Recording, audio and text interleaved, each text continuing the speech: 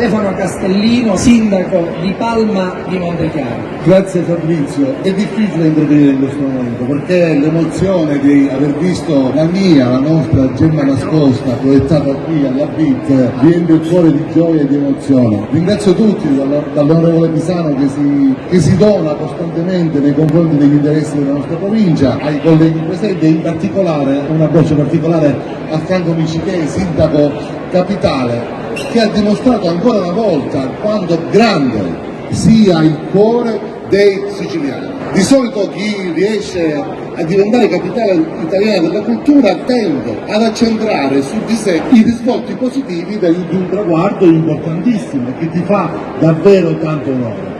Tu dall'inizio, già da subito, hai voluto coinvolgere tutto il territorio. Vi è la voglia di riscatto di una terra che è uno scrigno meraviglioso e che contiene al suo interno delle bellezze impareggiabili e non voglio essere Cicero Prodomo sua, ma la Sicilia è davvero, davvero una meraviglia, è davvero qualcosa di unico al mondo. Io credo che il nostro Signore, donandoci la Sicilia, ci donò un anticipo del paradiso. Tanto è bella la nostra terra. Ma permettetemi di parlare della mia città, proprio a 20 km dalla capitale italiana della cultura. Palma per molti versi si era nascosta negli anni, si era nascosta al mondo per diverse ragioni e abbiamo lavorato affinché Palma riscoprisse in primis di essere bella e poi lo raccontasse al mondo. E devo ringraziare la mia squadra e in particolare la Presidente dell'Istituzione Tomasi, la dottoressa Letizia Pace, per avermi accompagnato in questo percorso e per avermi riallacciato quelle fila con la storia del Gattopardo, che è una storia che ci appartiene e che condividiamo con Santa Margherita Belice e con Palermo. È veramente per noi motivo di grande emozione vedere Palma, questa gemma nascosta, portata qui in Lombardia, accanto alla capitale italiana della cultura, accanto ai comuni della nostra provincia.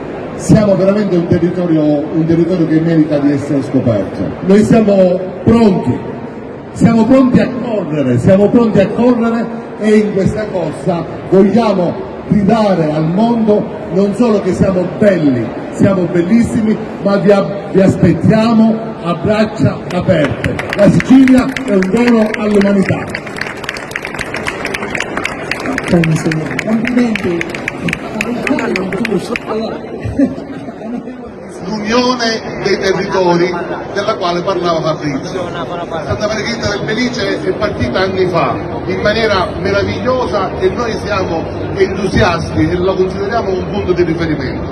Nel nostro piccolo in questi anni abbiamo cercato di recuperare il tempo perduto e anche noi vi aspettiamo, così come saremo presenti a Santa Margherita del Belice per il premio letterario Gattopardo, anche a Palma il 3 e il 4 di maggio 2024 per il premio Gattopardo d'Oro. I territori uniti che amano la Sicilia e la raccontano al mondo. Viva la Sicilia, viva Santa Margherita del Belice, viva Palma di Montechiaro e viva Agrigento.